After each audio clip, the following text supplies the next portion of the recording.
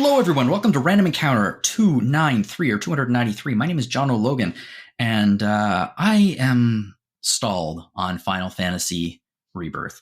Not because I want to be, not because I'm taking my time or anything. It's because I had to play another game, and I don't know if you've ever done that before, where you're playing something, you're really into something, but then something else.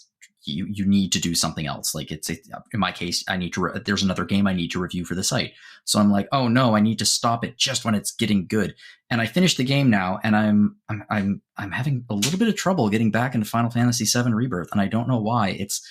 There are some games out there that when you're on the train, it's great, and then when you get off briefly for like a little stop, and then you get back on again, it takes you a little while to get back into the groove. And I think this game is one of them. That's not a mark necessarily against it. It just was an interesting thing. I expected to start playing and be like, oh, this is great. But nope, it was a little hiccup. So interesting. Also interesting are the people that we have on today's episode of Random Encounter. So first up, we have Izzy. Hello. And we have Tim. Howdy. So, gang, we are going to be talking about two recent games. One that shouldn't be controversial. It really shouldn't be controversial. There was nothing controversial about it. And then it became very controversial. And that's all that people have been talking about online in terms of game controversy this week, too. A lot of people have very, very good points. A lot of people are just, I think, yelling because they like to yell. We're going to be talking a little bit about Dragon's Dogma 2. So, Izzy, you reviewed Dragon's Dogma 2 for the site. You really, really enjoyed it. It's been getting pretty great reviews across the board, to be honest. So, for those of you who don't know, Dragon's Dogma was a 2012 action role-playing game by Capcom. Got released I think it was simul-released on the last generation of consoles and the generation before that. So, like PlayStation 3, PlayStation 4, Xbox 360, Xbox One, that kind of thing. And it was a cult classic. A lot of people liked it. A lot of people did not like it. For example, Kyle E. Miller for RPG Fan gave it a 68, which is not a good score. But a lot of other people really, really enjoyed it. And it became a cult classic. People seem to connect to it in some way. So a few months ago, when Capcom announced that they were releasing Dragon's Dogma 2, this was a lot of people enthusiastically greeted this news. And the good news is that enthusiasm was well merited because it's great, huh? Yeah, Yeah. Yeah. See, there's somebody knew we were talking about this, and they're like, microtransactions.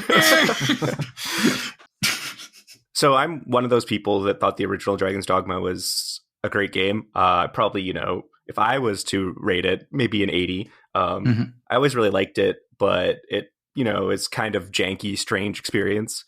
And going into Dragon's Dogma 2, that's kind of exactly what I expected, but maybe a little more polished, a little more refined, a little more AAA, maybe.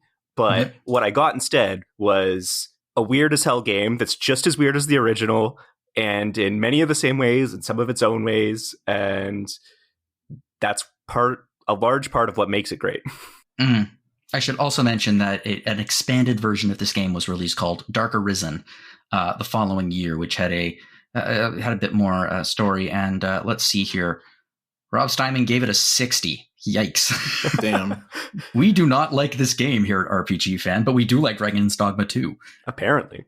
So I read your review, obviously, and then I went online and just watched a bunch of footage from this. And I just want to start with the fact that this game looks real pretty. Yeah, it can be pretty gorgeous at times when the vistas, especially, just like you're standing on the edge of a cliff and looking out, and just the amount of detail for like the draw distance and just what you can see out there can be very, very impressive.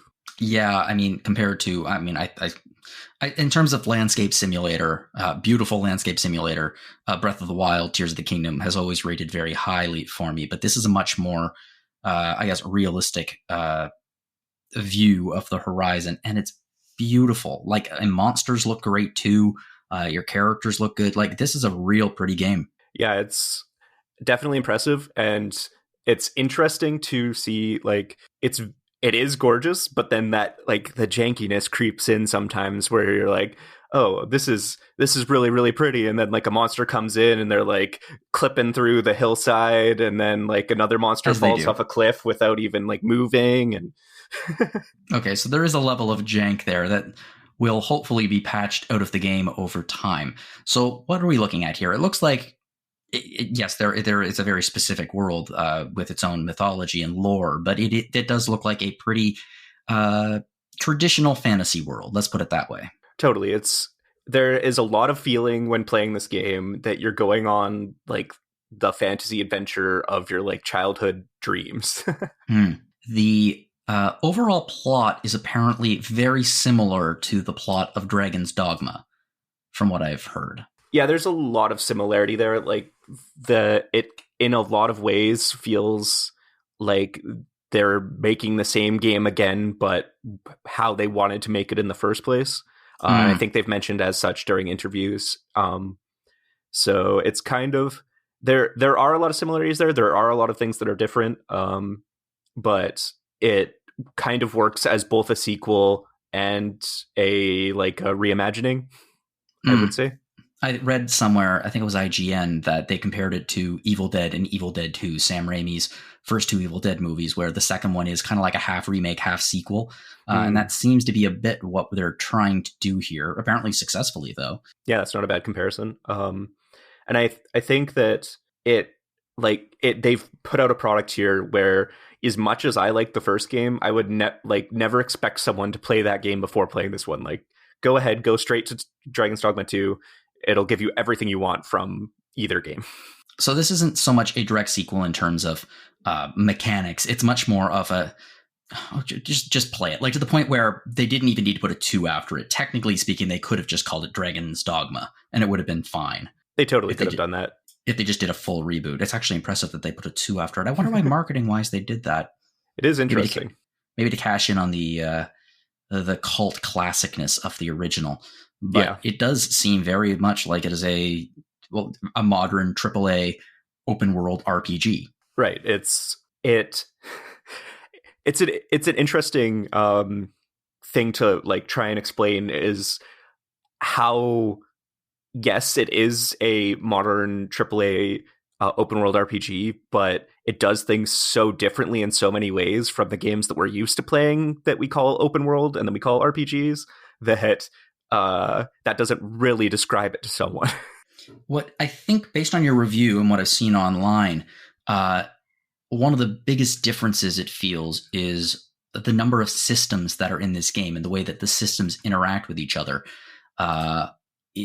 Especially when you transplant it into an open world, it doesn't sound like quite as massive an open world as some others, but it does seem like there is more stuff shoved into it. Right. It's super dense. It's very layered. Sometimes you'll go in a cave and you'll think that it's not going to go that far, and then you'll end up coming out like 3 different entrances that are on completely different points of the map and fighting different monsters and like mini bosses and things inside there. And not only that, but like just how reactive the world can feel at times, which is interesting in that it doesn't feel like it has like the chemistry systems of, say, Breath of the Wild or something. It's more about the interactions of NPCs, monsters, you, and how that makes crazy stuff happen. Yeah, you mentioned in the review, a good example of that is the idea of, if you are fighting a monster that's outside of your current abilities, you can lead it to town, and the town's guard will help you put it down. But in doing so, some townsfolk might end up dying. Yep. Anyone can die. Even like plot important characters can die. Luckily, you can revive them. You need to use an item called a Wake Stone. You go to basically the morgue, find their body, revive them. But it's very interesting because there's a limited number of those Wake Stones too. So you're obviously not going to use them on just any random NPC, but maybe you've formed like an attachment to like a side character, and then they get killed by you bringing a Drake into town, then you might feel obligated to revive them. It's kind of an interesting dynamic there. Out of curiosity, without spoilers, I suppose, like, how do you advance the story if like story critical NPCs die, or do you have to revive them? So I think there are probably, I haven't had anyone that critical die, so in the first game, if a really critical NPC died, it would give you a message basically like, you can't continue the story now, but you can keep playing in your world if you want, but we suggest you either load an old save or start the game again. Oh wow, okay. But since you can revive NPCs in this one, I'm guessing you at least have a chance to revive them before it destroys your save. That's interesting. So they're not going the Bethesda route that just some people are unkillable. No matter how many times you shoot Preston Garvey, he is not going to die. The other thing is that so in a lot of respects, you can do things in different ways. Like right at the start of the game, you are tasked with going to the capital city. And you're supposed to like tag along with this guardsman who's like, you're saying you're the Arisen, but the Arisen's at the capital. So how can you be the Arisen? So we're going to lead you back to the capital and you have to prove yourself, basically. But if he gets lost or he dies or you wander off, you can get to the capital without him completely. And then you just have to find another way to get it to the capital because they won't let you in without having like citizenship. So you'll have to basically try and sneak your way in or get caught, and then maybe from there you'll be able to figure things out. On my New Game Plus, I just started a couple days ago because I almost never do New Game Plus. That kind of shows how interesting this game is to me. But I decided to just not even care about that guy. I just went off on my own and eventually worked my way to the capital. And then I like tried to sneak in through the slums and got caught by a guard. And then I had to be like freed by another character that's an important character of the plot. But yeah, so almost every quest, including the main quests, have different ways you can go about them or things you can skip. So I wouldn't be surprised if even very critical people died if you could still make your way to complete the story. Yeah, I think when you're designing a RPG like of this complexity, there are the easy way to do it, the quote unquote easy way to do it, is always to have like a series of backup characters who are just like, in case of narrative emergency, break glass, and allow these characters who will be unkillable because they might show up on like a monitor or something like that, to guide you through a probably less interesting version of the story if you're just on like a kill everyone run. But I mean, even if you're playing as an evil just don't kill everyone. You're kind of robbing yourself of the experience. Yeah, it's the funny thing is one of the biggest issues with performance in this game is NPCs themselves, is they can make frames start to drop when you get near them. So I've seen articles online and people joking about how they just kill all the NPCs that they don't care about to like improve the performance of the game. Gotta free up some memory. I wouldn't do that, but I understand why someone might. Yeah, well, you have morals. You have a moral center. No, we're not going to free up memory. I like to play as the good person there. I do too. It's a problem sometimes because sometimes when I'm reviewing a game and it has an evil path, I need to like dip my toe into the evil path to, check and see how things are. And I try it and I'm just like, no, I don't want to kill the children. Yeah. And then I feel like there's something wrong with me for not wanting to kill the children. Most of the time they don't let you kill the children in games, I feel like. So they stop your. You sure can hear. Oh, I figured as much based on what you're saying. Yeah. That's interesting. I've been playing a classic RPG for the last 2 weeks. A very classic RPG that originally had lots of children in it, and then apparently, due to some laws in Europe, the children were patched out. And there are some fan things that you can install to put the children back into the game. Not because you want to kill the children, although child killer is a reputation in that game.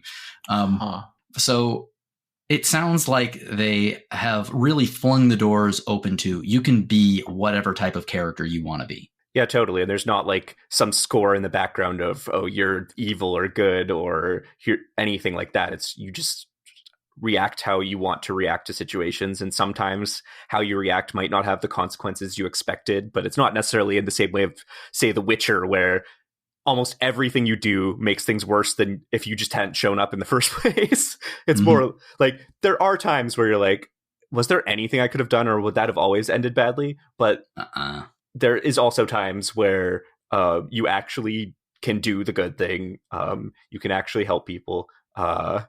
So the world doesn't feel as bleak as something like The Witcher. I mean, you got to give them something. You got to give them some crumbs every now and then. Yeah. You can't just constantly have it be a cautionary tale. I agree. Yeah. I appreciate, you know what? I actually do appreciate stories that are, that don't have happy endings. I appreciate them. I can't say that I really, really like them. There's something about an ending that is a complete and utter downer, that doesn't have a resolution, that never really clicked with me. Like, I don't know, there was a movie that we watched in high school. It was I mean, funny, I was just talking about Fallout. Oh, I ruined what game I was talking about. Oh, well. Expect a Fallout review pretty soon, folks. Was it the day after? It was a nuclear Holocaust movie. And then the end of it might not have been the day after. It might have been the other one, because this was like a little bit like Deep Impact and Armageddon in the 1980s, where they were just like, we want to make a movie about the end of the world, and it's really sad. And they'd made two of them unrelated to each other. But I remember one of them ends with like a birthday party, and just like a mom and a son and their adopted son they picked up because his dad died, sitting around a table with like a birthday cake, and they're like, it's your birthday. And that's the end of the movie. And you're like, okay. This sounds a lot like Evangelion in a way, which is similarly is not a very happy ending, or depends on how you look at it. But yeah. Yeah, I personally like there to be something at the end of it to make, I don't even need to feel helpful. I just need, yeah. Anyway. Okay. So I'm glad that the game gives you some reason to keep fighting, at some point after, everything is bad. Let's talk about some of the gameplay systems that we're looking at here, because like they're pretty complex, and we do have they're called vocations in this game, but it's a job system. Yeah. Job system. You can change your job at any time when you are at either a vocation guild or some inns in places that don't have vocation guilds allow you to change. And you can also change the vocation of your main pawn, which is like your minion party member character. And each vocation plays wildly differently from each other. It's almost like playing a different game in some respects. And you level each of those up separately from each other, but you get a pool of points called DP that you spend to upgrade skills and add skills and things like that and that's a shared pool, but each one has its own level that the higher the level, the more skills and things you can unlock. And then there's also augments, which each vocation can unlock you can have, I think, 6 of those equipped at once, and they can be equipped no matter what your current vocation is. So you can do things like get every single stamina recovery or boosting or whatever augment from across all the different vocations, and then have stamina that never runs out and is massive. Or you can get huge defense even though you're a mage or things like that. Neat. You say that your favorite one is basically a dragoon. Yes. The Mystic Spear Hand. It literally has a dragoon jump. That sounds like a no-name dragoon. Yeah. Like a generic, like something you'd find at a grocery store. It's just like, oh, generic dragoon. Okay. So the main things it has going for it to differentiate it, its spears are double-ended for fun, I guess. And it feels a little bit like playing as or like looking at like Viper coming up in Final Fantasy XIV, that job that they're adding with the staff that can be split into 2 weapons. Except you can't split it into 2 weapons, but the whole using a staff, but you can use both ends that have a blade on it, so the character does movements that aren't just like stabbing, but twirling and hitting with the back and things like that. And then it has a jump just like Dragoon. It has like a dash forward that you could easily kill yourself with by launching yourself off cliffs, but is also very useful for getting to places that might be hard to get to otherwise. Like, oh, I can climb up on this cliff, but I can't get to that other cliff across the way. But now that I'm a Mystic Spearhand, I'm just going to launch myself across the gap and reach the other side. And it has like, you can launch magic energy bolts with it, and it has an invincibility shield that is ridiculous. It definitely feels like the favorite child of the developers in a lot of ways. Just it has so much going for it, but it is very fun. How does the combat work in this game really? So it's action based, so it's not like turn based or anything like that. Yeah, it's completely action. You only have direct control over yourself. You can give like basic commands to your pawns. Like there's like one on each direction of the D-pad. Like help me, go ahead, come back to me. I don't even remember what the fourth one is, but and they do actually listen to those, so those can be useful. But generally, they're just AI driven, doing things on their own, and you're doing things on your own. The way in which it differs from a lot of modern action RPGs, like say Souls games or all the Souls likes out there, is that it has or like 16. Yes, true, or like a Devil May Cry or something. It's a lot more. There's a different kind of pacing to fights in that a lot of fighting in this game is thinking about what you're going to do before you do it, rather than just doing things, because that will usually get you killed. And you can't like life. and you can't just do like the Dark Souls thing of like, I'm really good at parrying, or I'm really good at dodging, so I don't really need to, like, once you get good at those games, you don't have to be as careful about things, because you can just use your invincibility frames to escape pretty much anything. Instead, every vocation has like a kind of defensive ability, but very few of them are directly defensive. So like mages and sorcerers, they can levitate. So you can levitate up to a cliff or levitate out of the fray or something, but it's not like you can still get hit when you're levitating. There's no invincibility frames related to it. You can't block, you can't parry. You're trying to find somewhere in the battlefield where you can make the best use of your spells, because they take a long time to cast, but do massive damage or cool things that you can cast those spells from without getting murdered. Or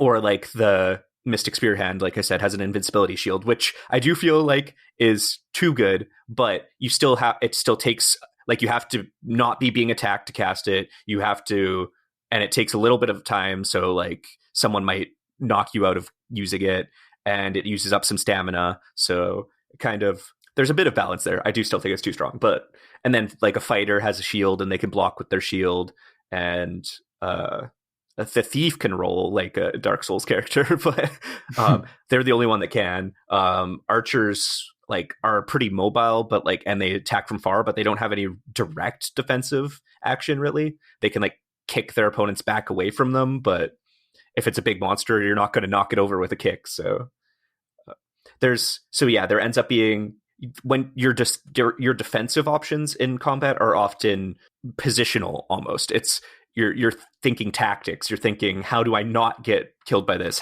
Where do I attack it from? How do I attack it? Rather than I'm just going to attack it, and I know I can protect myself if it does something weird. The interesting thing, we were talking a few minutes ago about NPCs, and I imagine that this is also a problem in combat occasionally. How's the performance here? Because there have been quite a few comments online about performance specifically with the PC version. Right. So I played on PS5, and I will say, based on what I've heard from both friends and online, that I think the PC version probably just has more performance issues.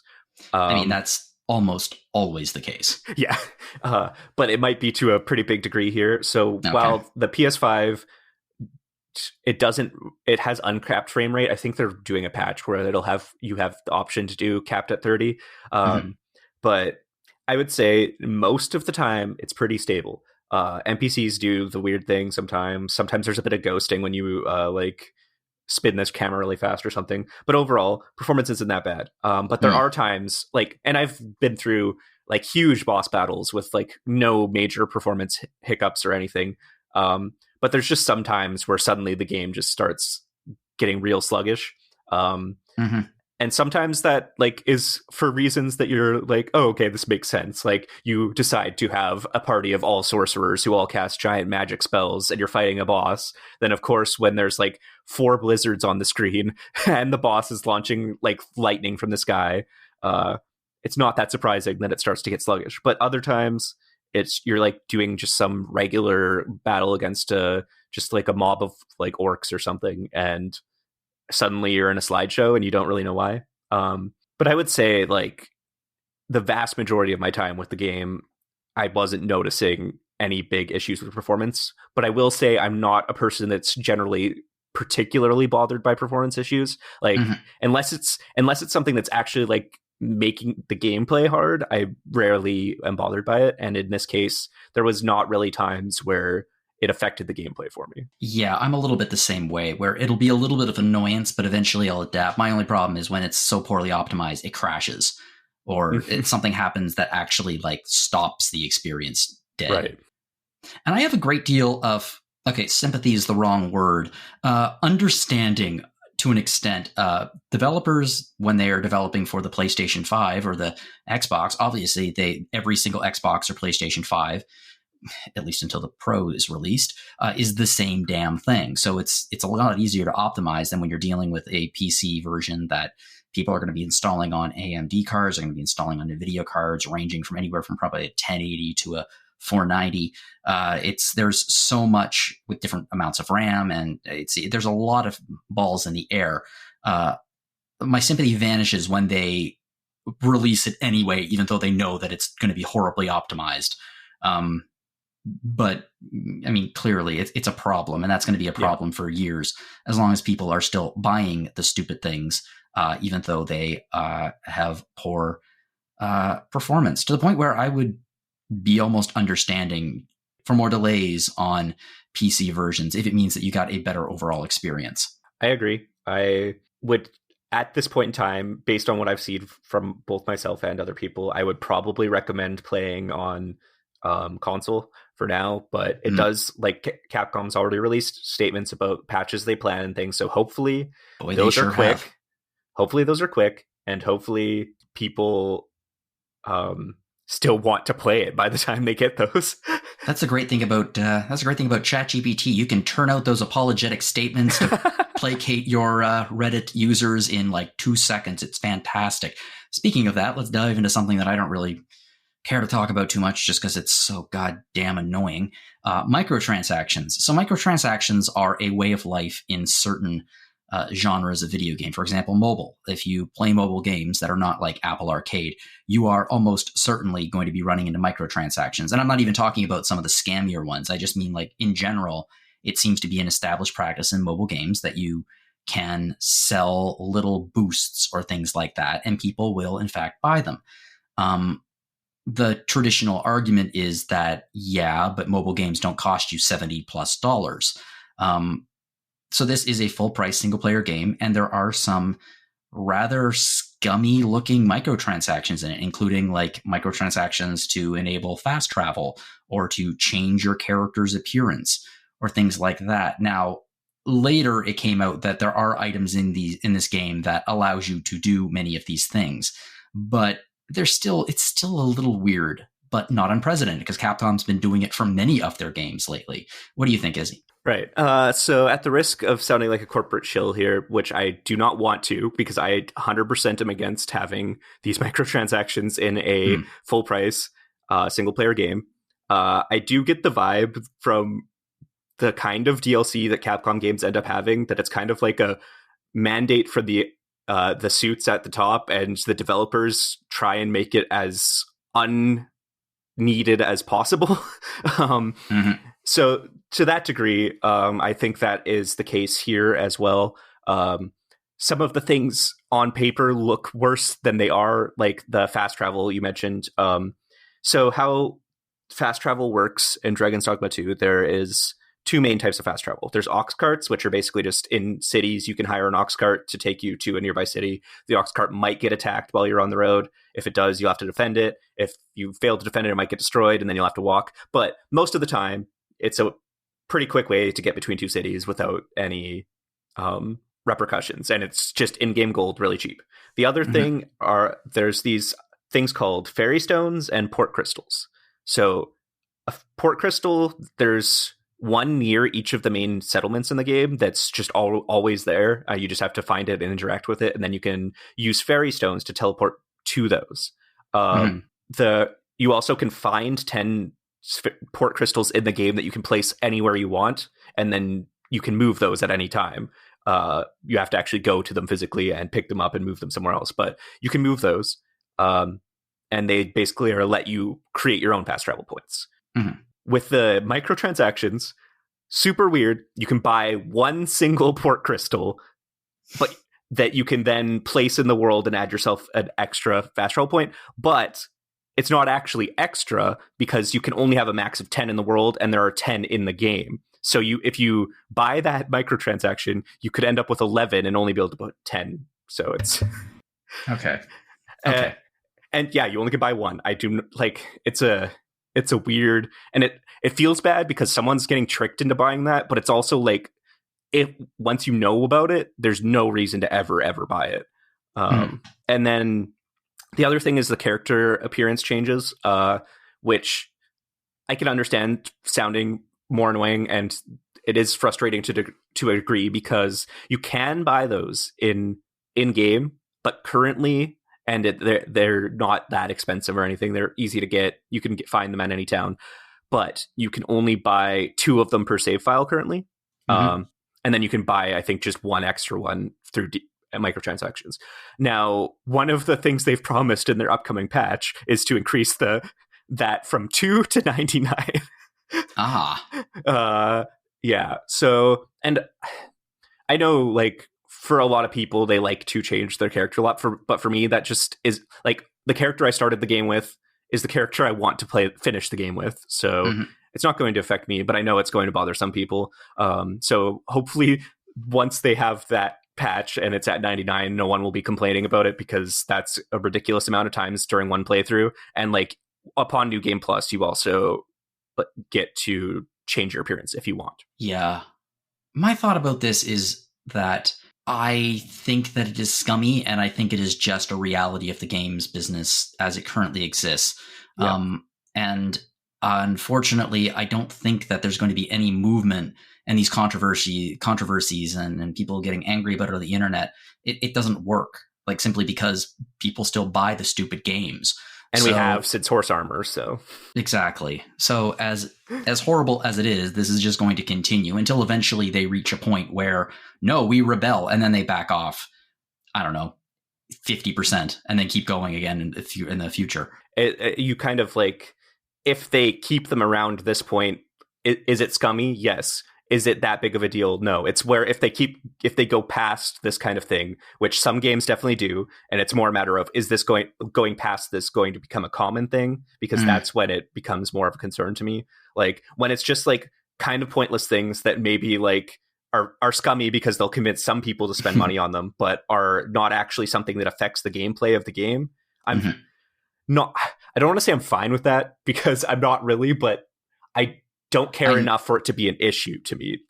But there's the worry that it would get worse. And so far, I think a lot of studios are afraid to push it too far. So this is also like, it's on the topic of Capcom, but as well, I'm also into fighting games. So Street Fighter 6 has a lot of these as well. And they've kind of continued with the same, high price practice for like cosmetic stuff. So with Capcom in particular, I feel like they're probably not going to back off.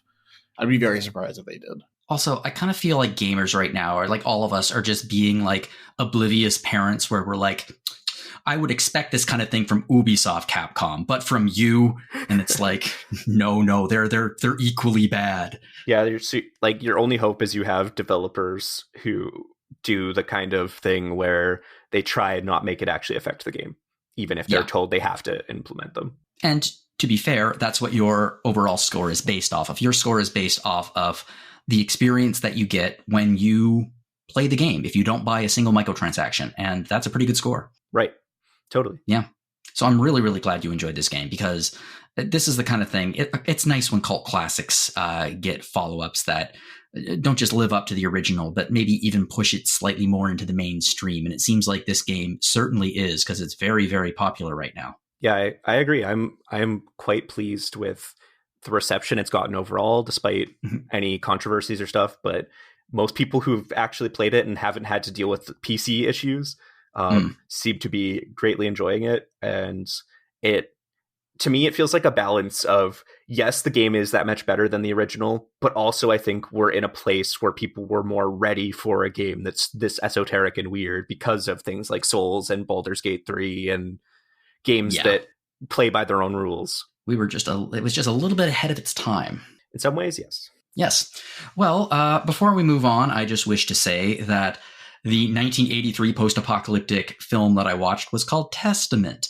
Testament, not The Day After. Apparently there was Testament, there was The Day After, and there were Threads, all of which dealt with post-nuclear holocausts, which, wow, that's a depressing topic, but not unprecedented, because that's the kind of thing with like Dante's Peak and Volcano, and with like a parallel film development where two things, Ants and A Bug's Life, what's the big one?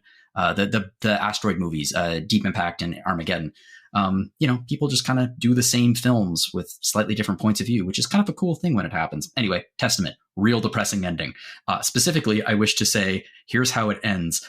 The family is finally seen sitting by candlelight to celebrate Brad's birthday using a graham cracker in place of a cake. When asked what they should wish for, Carol answers that we remember it all, the good and the awful. She blows out the candle. Although not depicted, it's probably inevitable that Carol, Brad, and Hiroshi subsequently succumb to radiation poisoning after the end of the film narrative. So real ray of sunshine to show. Especially because this would have been like the mid 90s. This is not a here kids, just in case you need to climb under the table in case a bomb is dropped. Anyway. Okay, well, let's move on to we have survived the winter, and we are going to Mars. Actually, no, let's go with that. The world's over, so we're going to go to Mars now. And we're going to be talking about a game called Mars After Midnight. So, Tim, you were on a few weeks ago to chat about Under the Castle, which was a Playdate game. And Playdate is a very interesting little console. If you want to know more about it, listen to the episode we recorded a few weeks ago. It is a little Game Boy looking handheld thing with a crank on the side of it, and it's yellow, and it's really cute. And they have a very interesting distribution method for video games, which is they release them in seasons. And when this thing was announced, the game that really drew, I would say, most of the attention was Mars After Midnight, because it was going to be Lucas Pope's next game. Lucas Pope, famously of Papers, Please and The Return of the Obra Dinn. And it was only going to be released on the Playdate, which is like, oh my God, that's quite a coup and very interesting. So this was a really hotly anticipated game.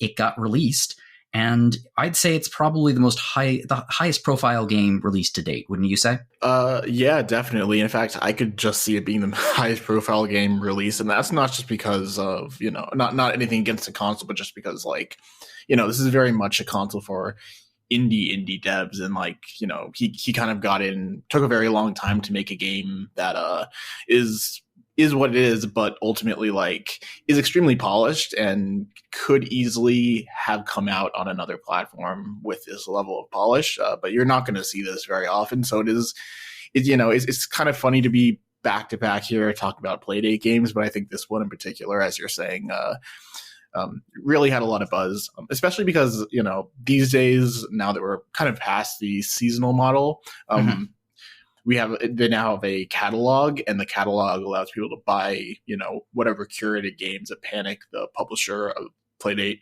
decides to put on there. Mm-hmm. So this game, $6, it's it doesn't cost much, but is this massively, as you're saying, it's almost shocking that somebody who's just had two massively successful games that are increasingly getting bigger in scope would then go on to take 3 years to make a tiny little thing for Playdate. But yeah. Well, let's talk about, for those who don't know Lucas Pope's games, Papers, Please, iconic indie game at this point, where you are playing as a border guard or inspector, I guess, to an unnamed fictional fascist country of some kind, and you have to decide who to let into the country or to reject at your window, and your decisions change the world and your family as well. If you let someone in, if you sympathize with the rebels and you let someone in, yes, the country might get freer, but your family might go hungry because you're not getting paid that day. So it might be one of the hardest games I've ever played in my life, not in terms of difficulty, but in terms of just it's hard. It's asking you to make some hard choices. And it's stressful. And it's super stressful. God, it's stressful. And then there's Return of the Obra Dinn, which is just mind-blowingly awesome in every conceivable way, from its presentation to its story to its voice acting to its music. It's a friggin' masterpiece. This game seems to pull from Papers, Please much more than Obra Dinn, in the sense that it's kind of an inspection-based game. Yeah, exactly. So I would almost say it's a direct successor in so much as like the style of game it is. You're not a border inspector agent in this. It's kind of more lighthearted. You're kind of running a community center that at midnight opens up to like a support group for Martians, and you have to like pick 6 based on the different ones that come to your door, just kind of how they would come through, border to figure out which ones to let in, which ones to not. So it's the same concept, and I think maybe this is getting it's kind of, maybe this is a little uncool for me to say, but like it's I think we looked at Papers, Please and we're like, okay, well, this is a game where you're playing a role. It really is like a role-playing game when you look at it. And I think we looked at Mars After Midnight and we're like, okay, that's probably going to be very similar. And while it is a very similar game, as we'll get into, I'm sure, momentarily, like the simplicity of it really causes the whole idea of playing a role to kind of go away because it is just so basic to a fault. Yeah, it starts falling back. It's a system-based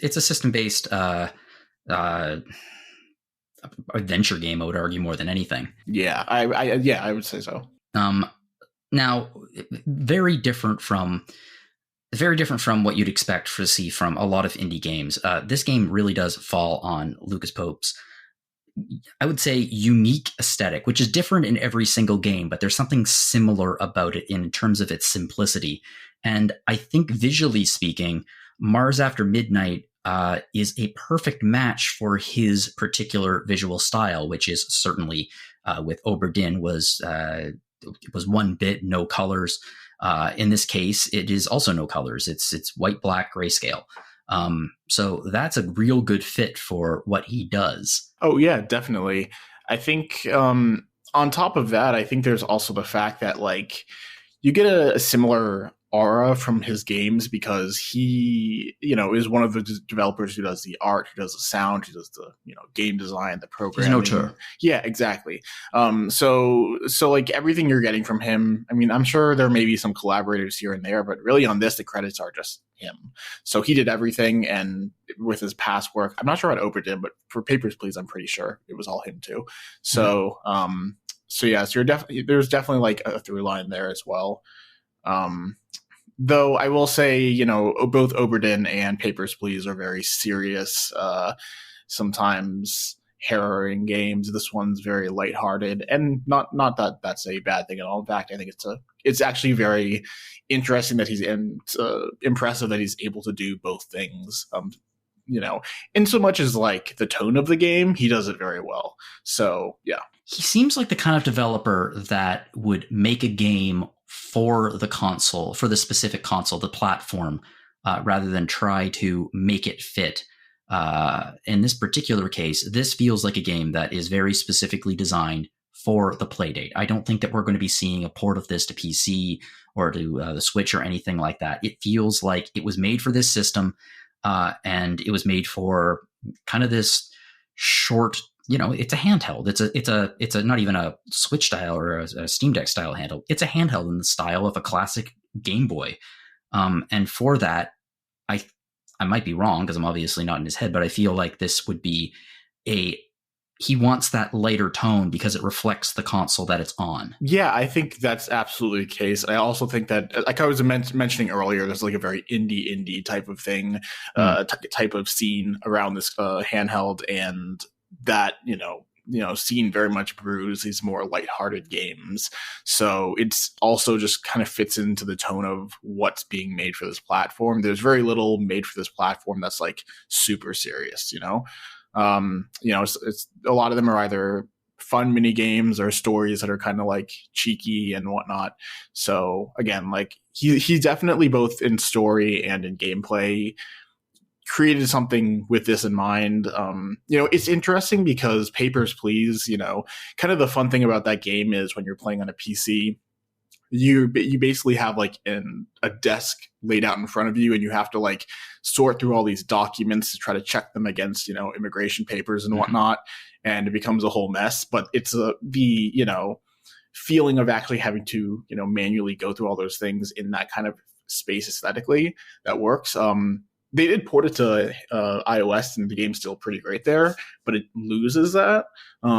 So I do think, like, yeah, I think as you're saying, he does make things for certain platforms, and even if they're ported to other form factors, something probably does get lost in the process, but could still work. But I think Mars After Midnight is a game that's probably not going to make it out of the Playdate, only because it's just so specifically made for this console and for the type of people who own this console. Let's talk about the gameplay loop. So the gameplay loop of Mars After Midnight is, you're obviously going to get a little bit more deeply into this, but it is a more, I guess, simplified version of the gameplay loop of Papers, Please. How does that work? Yeah, so I'll just go through like a cycle of it real quick. Sure. So each day you run this community center and you pick your support group. So the one that starts you off with is like depressed Cyclops or something. So they have to have like one eye and they have to have a frown of some description, and they'll knock on your door. You'll open this little like flap, this like eye. I don't know really what to call it, but like a peephole. Yeah, that's a good one. That's a good way to put it. And you can kind of look. You only ever see a part Jesus of Christ! these. You asked me that question literally like 4 weeks ago, and I racked my brain for like an hour trying to remember the word for it. And now I'm like, it's a peephole, and just right off the top of my head, brains are stupid. Yeah, and same by that same measure, I completely forgot what you had said about it, even though I wrote it in the review, I think.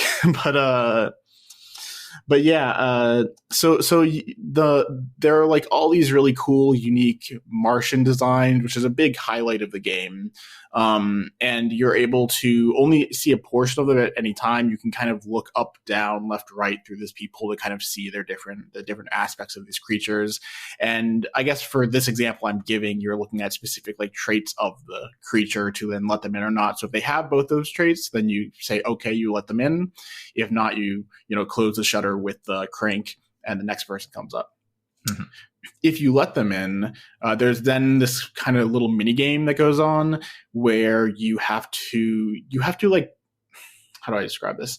You have to set a table in a certain way with like a snack, and there's plates and other and then you need donuts. Yeah, and then when the Martian comes in, they'll mess everything up, and you have to like put it all back together again and clean the table, which actually is another crank motion, which is, all this stuff it's very polished. It's very, tactile and fun. Mm-hmm. And while you're doing that, you'll hear, knocking at the door to go talk to another Martian. Now in my game time, I never came across anything that like penalized me for like taking too long. So which is maybe a criticism I have of the game, but regardless, you end up back there, and once you get 6 of these Martians in, the support group will happen, and you'll repeat, and you'll probably go through like 30 Martians on a given night to figure out which ones should be let in. Mm-hmm. So, and I should also add, every night has a different gimmick. So like one gimmick might be, okay, you have like a calculator and they're going to give you like a math. You give them like a math equation and they'll give you an answer. And if it matches the equation you have, then you let them in. Another one might be like, oh, do they have wrinkles? So you have like a microscope and you can like look up at their face and like, yeah. So just little things like that. I think one of my favorites, even though it's kind of on the simple side, is like you have to see if they're able to dodge a punch. So you just have like 2 boxing gloves and you just like try to hit them. And it's kind of, if they dodge, they dodge. If they don't, they don't, which again, at least in concept, I enjoy it. So, yeah. I think from what you're telling me, the real difference here is, and similarity is, with Mars After Midnight, every single night, there's a new gimmick. Yeah, exactly. And similarly to Papers, Please, where like constantly new rules would be put onto your plate about who you can let in, who you can't let in. The difference being, it seems, and the real stress of and difficulty of Papers, Please, is that some of those rules are eventually contradicted or changed to other rules, or those rules are altered. So you're constantly trying to keep this constantly shifting number of criteria in your head, and change with the whims of this fascist government. Whereas it appears like Mars After Midnight simply just gives you a different thing every single night, and then they let that gameplay element go. Yeah, and so I guess this is where I should get into why I'm very critical of this, because my review of this is a 60 out of 100, which is, as we kind of talked about earlier in the podcast, not the brightest score. And it's as good as Dragon's Dogma, folks. Exactly. Yeah, and this is coming from somebody who, like, Papers, Please is like a monumental game for me. That changed the way I thought about games when that came out. So, and it's because of the way that the systems would add on top of each other. They'd be changed, and you'd constantly have to be rethinking how you're going about all these different tasks. And it just becomes, as you said, it's very difficult because it becomes impossible to manage. And at the same time, there's a stress of like, oh, my family is going to die if I do not do well. And then your family probably does die. Here, it's like they will introduce a mechanic, and then the next one, and then that will be it. And usually those mechanics are very simple. Just to go back to the example I gave before with the boxing gloves, like you press a button and it's very clear right away whether they should or shouldn't be let in. So like there's no challenge there. And this is like a later game. That one in particular is like a later game mechanic as well. The hardest, and like the hardest they got are like the math equations, and they're still pretty simple math equations, and there's no time limit that I could really tell either. So like if you really needed to, you could like go and do the math equations yourself. So even that's not difficult.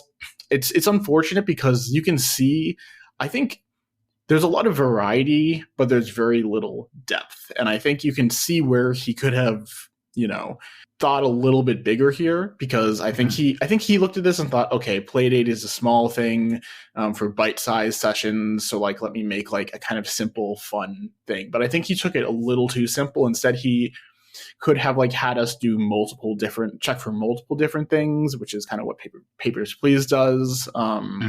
He could have like, there's some where you have like tarot card readings or something like that, and they'll give you like they'll like talk to you something, and it's like warbled voice, and then you have like a kind of, if you pause, you can like go and look at like this like blabodex is called, of all what these different sounds actually mean.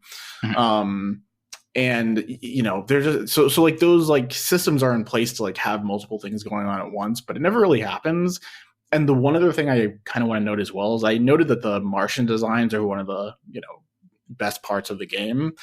But at the same time, I feel like they're done a disservice, because very rarely are you actually engaging with the designs of these creatures and how they look, which is kind of funny, because in Papers, Please, the aesthetics of the people actually was a big part of the game, even though they were far less interesting looking than these Martians. They're just grotesque in places. Yeah, exactly.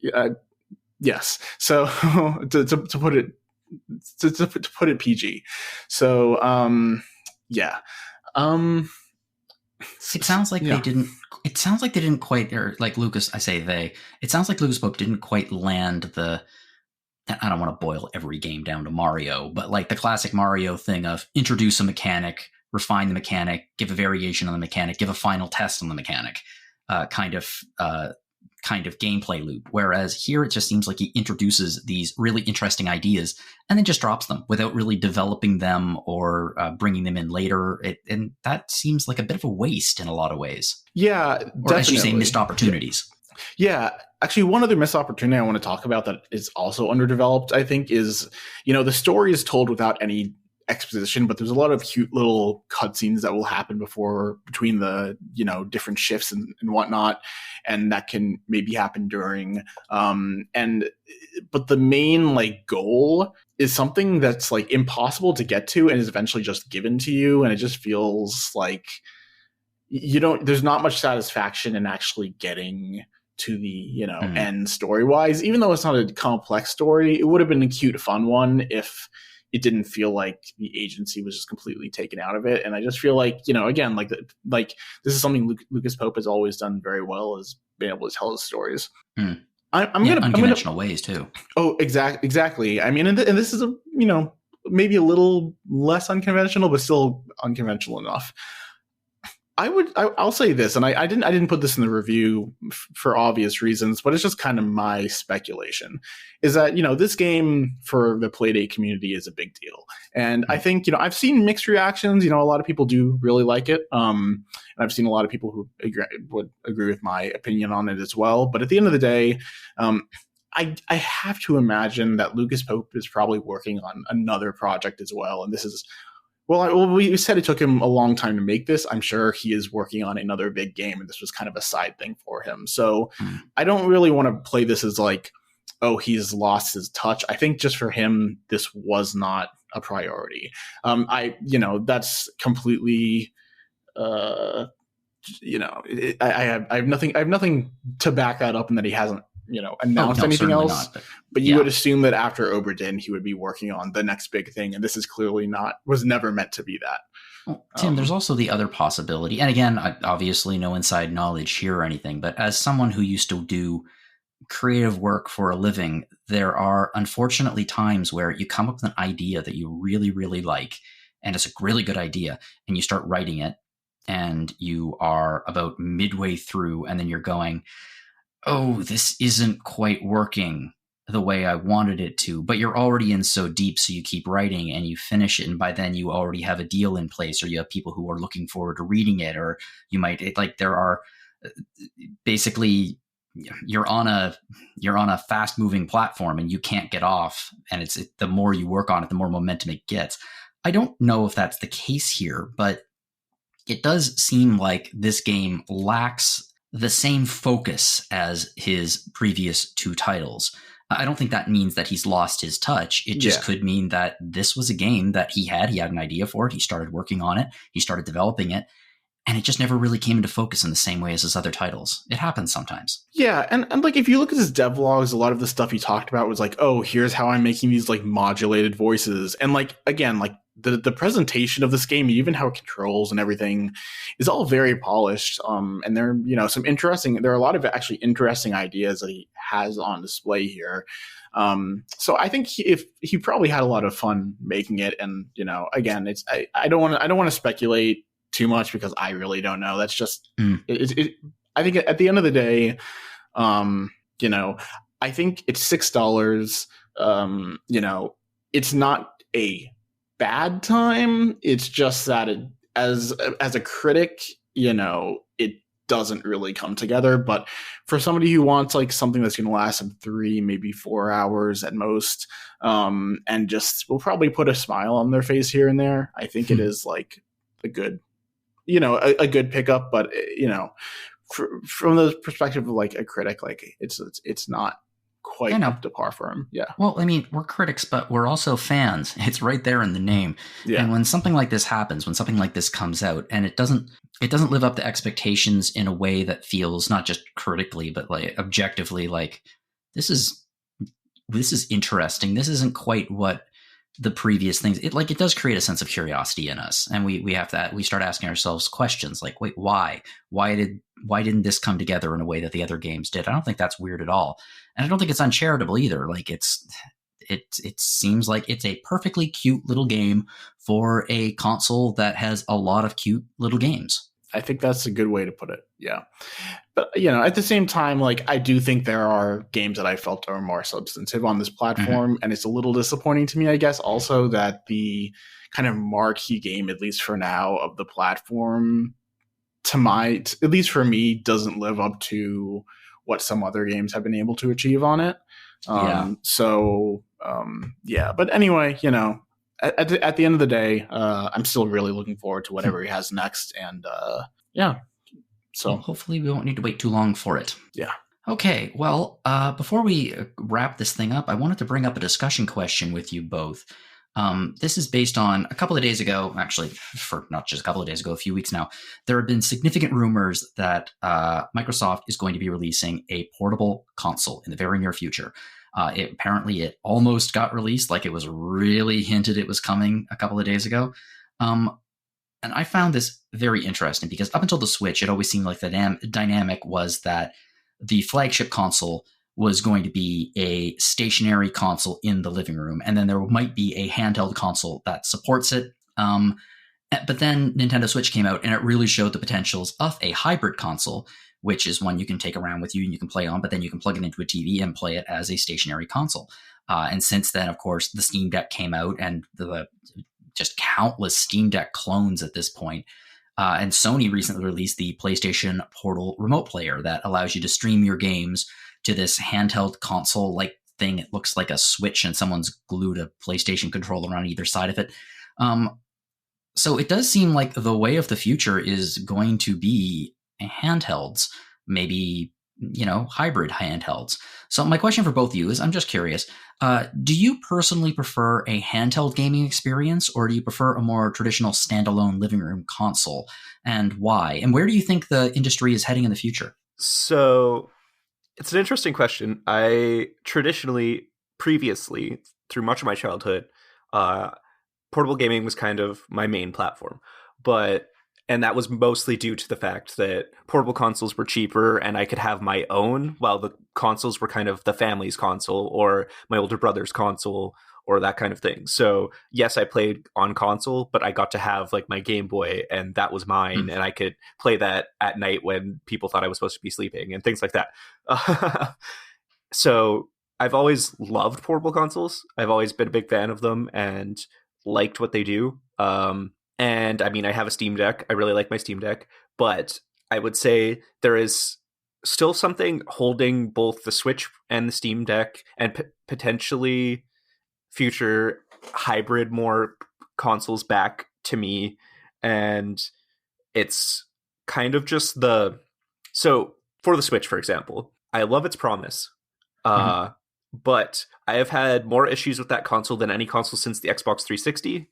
Where I had like 5 red ring of deaths, so that's its own big issue. But like I've had the 5 red rings of death sound like a curse of some kind. Very much so. Could definitely Indiana be in like Jones a Fatal and 5 Frame ring reds of death. Fatal Frame game, or So I've like I've had to send it in for repairs more than once. I've had like my fan no longer works in it, so it like overheats within like 30 minutes of play now, and all this stuff. There's the whole Joy-Con issues that everyone has had to experience.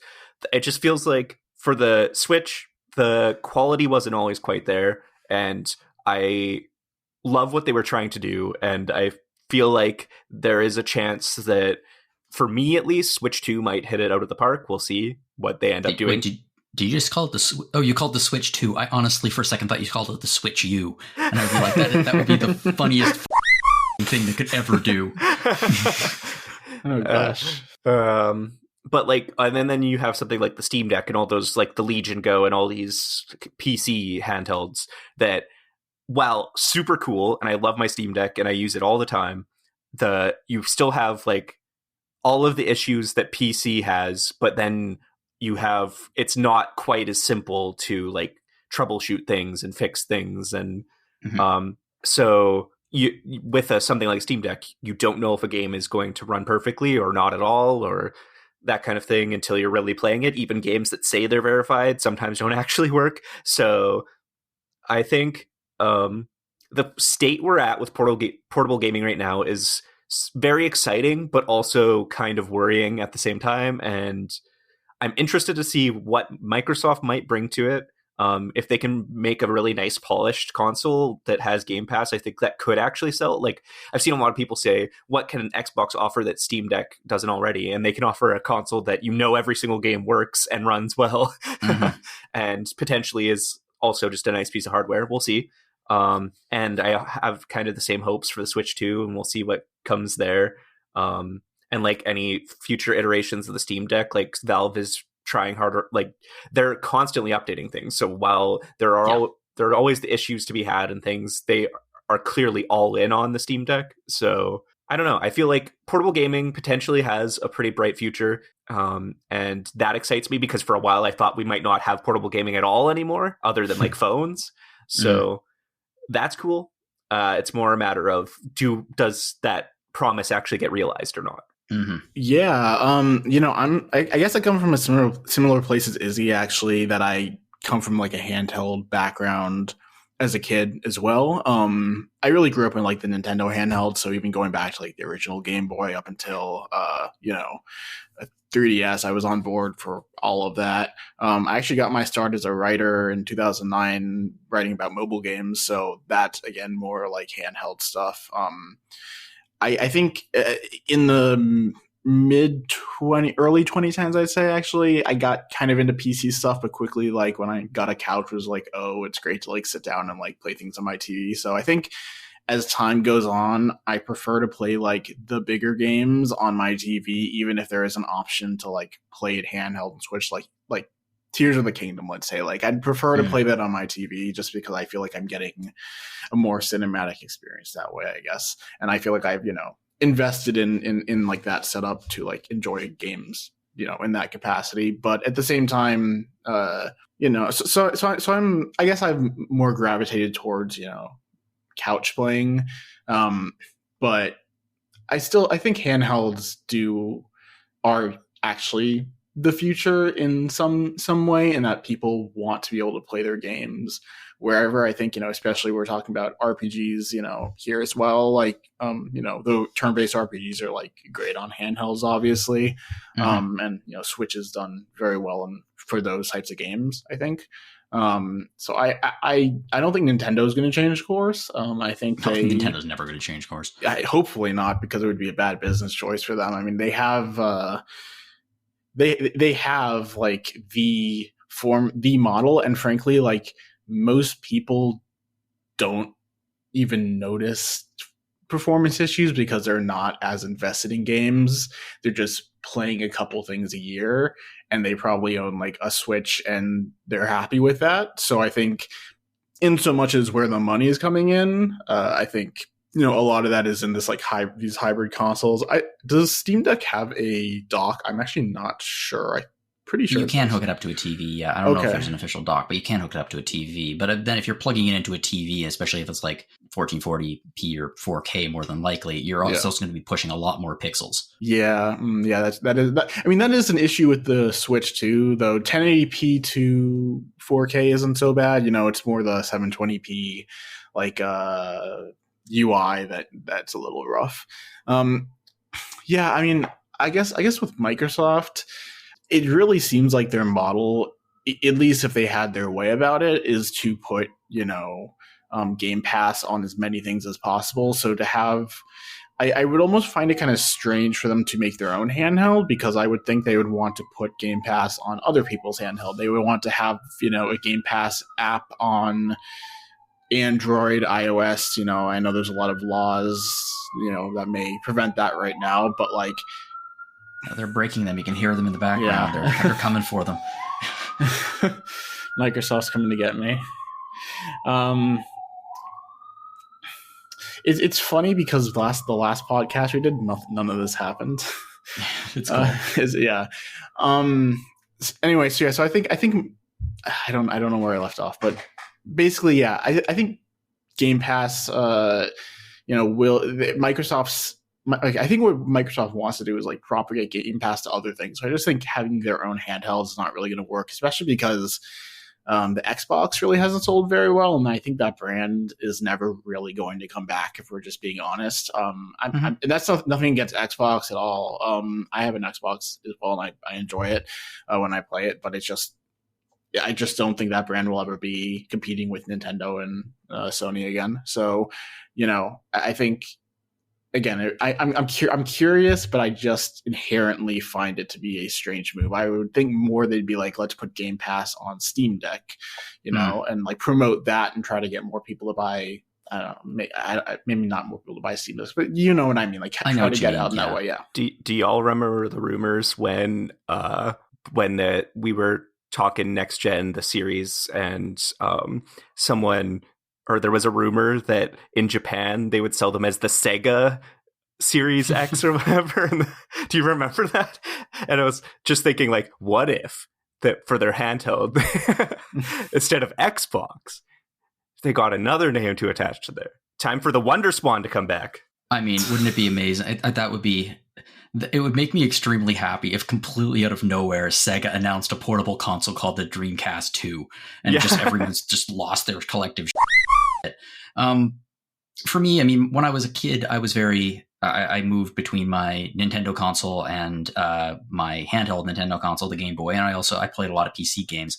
And then I eventually, when I went to college, I didn't have a lot of time for gaming, so I moved into handheld gaming. So like my DS, I went through 2 DSs because the hinge broke on one. I was using it so often, and then I got a 3DS, and I loved all of them. And then I got away from console games for a while and was playing everything on my PC. And then I got somewhat back into console games, and I started moving away from handhelds. I don't play handhelds very much. I think that the future might just be hybrid consoles. And my reasoning is because this might be completely wrong. My reasoning is because large companies, even though they keep pumping money into it, they are recognizing that budgets on video games are getting ridiculous. If you win, if you end up with a hit, it pays off. If you don't, you're going to lose an awful lot of money. I feel like ballooning development costs might lead some of these companies to view a much more limited console with more limited capabilities that can be both played on TV and portably as their primary console. I think it would make them look at that kind of a console with a little bit more of an interested eye, because it's a possibility that they can latch on to some of that sweet Switch, Steam Deck money, but also it would allow them to somewhat restrain the ballooning development costs because they'd be working with somewhat more limited hardware. And they would be able to do it in a way that would not draw the ire of a lot of gamers out there saying, "Oh, you're abandoning the hardcore console gamers because you're not turning out the most powerful console ever." Like the PlayStation 5 Pro, everything got leaked a few days ago, and the resounding response from the gaming community was a shrug. They're like, "Who cares? What we have is powerful enough as is." I think that we are collectively beyond the concept of console go vroom, and I think that we would like more, as a collective group of consumers. I think we would like more options, more portability, frankly, to be able to take the damn thing wherever we want.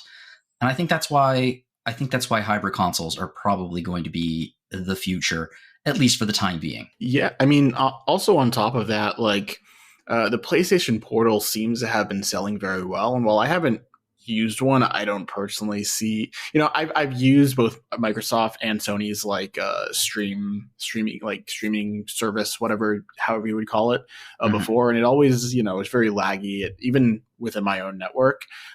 So I don't see that as like a quality gaming experience, but clearly people want that. So I just think, the desire is clearly there, and this product that people thought was just going to be like a throwaway has clearly done pretty well. So yeah. And I think something, Tim, you said a second ago that is of interest to me, the idea of Xbox wanting to put, or Microsoft wanting to put the Xbox Game Pass on a variety of different consoles. Right now, the company that is drawing a tremendous amount of ire, certainly in the EU and certainly in the United States, is Apple with the App Store. And I have a lot of thoughts about that, which don't belong on this podcast, but something that Apple has in common with Nintendo, with Sony, with Microsoft is all of them have their own dedicated stores where they control everything. And yeah, they're not considered monopolies because you can still buy, to this day, physical copies of the game. So that's not a monopoly. They're not the only game in town. But like, these companies don't want to give that up. They don't want to create open platforms. I think it's the reason why Microsoft will never, ever create an Xbox that is essentially just an open PC, because they do not want Steam on the Xbox. I think they'd love to have their store on other consoles, but they would never want to open it up to other people, their own to other people. Yeah, it's a big question where the console wars will go in the future, and I don't know where the answer is. Hopefully away. I don't know. I don't want them to go console wars in terms of the crap online and Reddit threads and things like that. Yeah, I'd love that to go away. But like, having 3 competitors in the console wars, 2 of which are directly competing with each other. Like, if the console wars were like a schoolyard, you'd have like Sony and Xbox playing like over by the basketball net, and they're competing and playing. Then Nintendo's like the weird one in the corner, sketching, doing their own thing. And that's been the way for quite a few generations now. And I think that is not what I would call the healthiest marketplace, but is considerably healthier than there being 1 or 2 platforms, period. So more platforms means more competition, means more innovation means better games.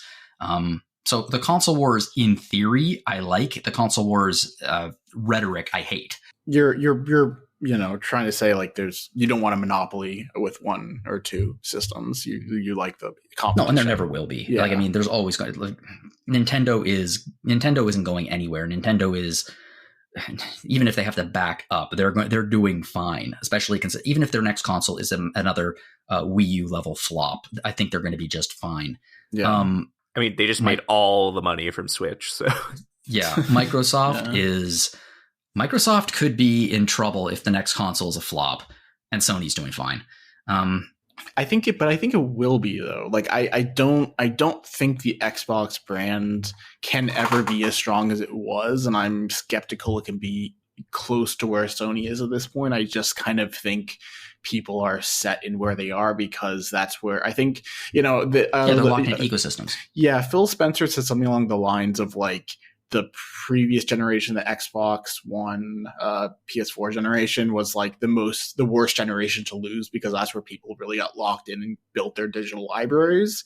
And I think there's a lot of truth to that. Like, so I think that it's going to be hard to convince people to switch over when all their games are already in one ecosystem and may carry over in some way, at least some of them, to the next console.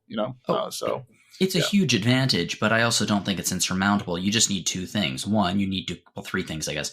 You need to create incredible games that people really, really want to play. You need to create a piece of hardware that is peerless and does an amazing job. And then you need one of your competitors to screw up somehow. Yeah. And honestly, definitely. Those three things are not unforeseeable. I mean, it was impossible to imagine Sega getting out of the console game or the Saturn failing as hard as it did. But like, stupid decisions are made every day.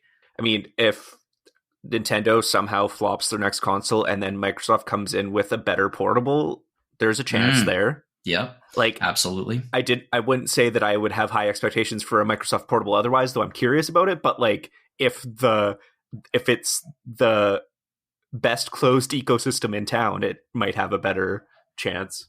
Yeah, and if you could carry over your games from the Xbox One onto this console, as well as new games being developed for it, that would be quite a interesting thing for a lot of gamers.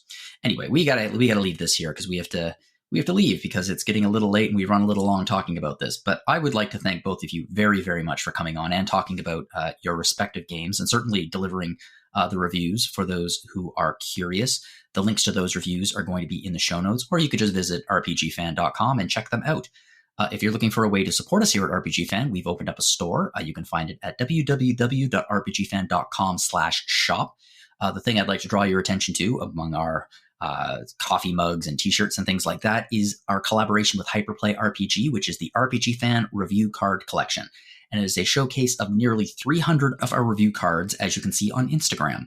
And they are great little pocket reviews if you ever want to just take a look through and say, ooh, that game looks interesting. Because I don't know, sometimes there's going online to look for new games or old games. It's very, very difficult because there's just so many of them. So being able to have a book where you can just flip through and go, I've never heard of that. I think that looks really cool. I want to play that.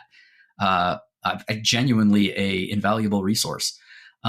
If you'd like another way to support us here at Random Encounter, you can do so by checking some of our old episodes. Last week, we were chatting about Unicorn Overlord, and we were talking about a fan game prequel to Undertale entitled Undertale Yellow. Really, really interesting games. Unicorn Overlord, a spiritual successor to Ogre Battle, and, well, Undertale is Undertale. And it sounds like these fans really did a good job emulating the style of Undertale with Undertale Yellow. So I recommend checking out that episode. But we are not the only podcast here at RPG Fan. We also have Retro Encounter. Over the last 2 weeks, Retro Encounter has been focusing on Final Fantasy IV, which was my very first RPG I ever beat beginning to end. I love Final Fantasy IV. I still think it holds up in many, many ways. So absolutely check that out. We also have Rhythm Encounter, which is RPG Fan's music podcast. Last week was RPG Fan Safe Spaces, which was focusing on music that provides kind of a sense of downtime. Like, I know this isn't an RPG, but like the music you hear in the typewriter room in Resident Evil would be a good example of a safe space. If you'd like to get in contact with us here, you can fire us off a message at podcast@rpgfan.com. If you have any suggestion for future episode ideas or discussion questions, as you hear, we can get carried away with discussion questions. So absolutely, drop me a line and suggest something. If you'd like to send me an email, you can do so at jlogan@rpgfan.com. You can also find me on Mastodon at johnlogan@mastodon.social.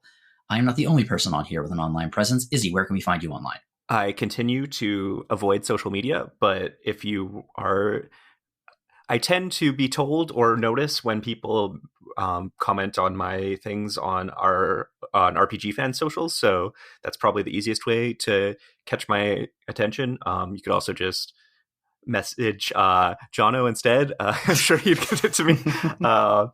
And I think I should also note that I think Final Fantasy IV is the worst Final Fantasy game. Oof. Okay. I can't send myself feedback complaining about you, Izzy. Yeah, Tim, where can we find you online? I'm similar boat. Don't use too much social media. I'm at Timur Trey, but I'll just kind of follow on the Final Fantasy IV bandwagon here. A couple months ago, I actually had a review for the Switch version of the Pixel Remaster on RPG Fan as well, so go check that out. That was actually my first time playing the game. I enjoyed it quite a bit. So gold star. Yeah, you out of the two of you, you are getting the birthday graham cracker. The three of us are going to be sitting at the table, and it's going to be going to black, and you are going to be eating your birthday graham cracker. If you enjoyed this podcast, please share it with your friends to help us get the word out there. If you enjoy talking about bad apocalyptic 1980s movies, apparently this is your place to be. I'd really like to thank both of you for joining me today. Really appreciate your time. Really appreciate both of you. It was a ton of fun. Yeah, thanks for having me. No problem. And to everyone out there listening, whatever you're playing, have fun.